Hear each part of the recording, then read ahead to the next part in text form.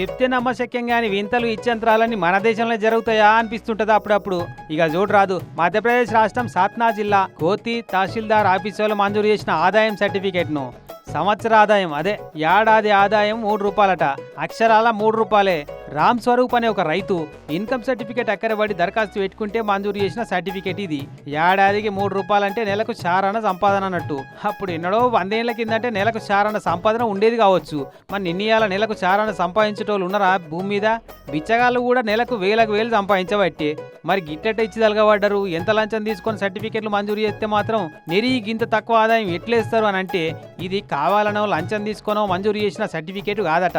పొరపాటున జరిగిన clerical mistake తోని మంజూరైన సర్టిఫికేట్ అట.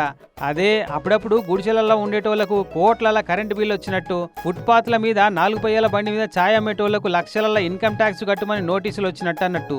ఇక ఈ సర్టిఫికేట్ సంగతి ఎరకైతే ఫోటో కొట్టి సోషల్ మీడియాలకు ఎక్కించి అధికారుల పనితనాన్ని పరువును గంగలగలిపినంత పనిచేసిర్రు సోషల్ మీడియాలో నెటిజనాలంతా. ఏంటనే నాలుక గడుచుకొని జరిగిన పొరపాటును గమనించి ఏడాదికి 30,000 చొప్పున సంపాదిస్తున్నని రాసి మళ్ళా కొత్త సర్టిఫికేట్ మంజూరు చేసిర్రు అధికారులు.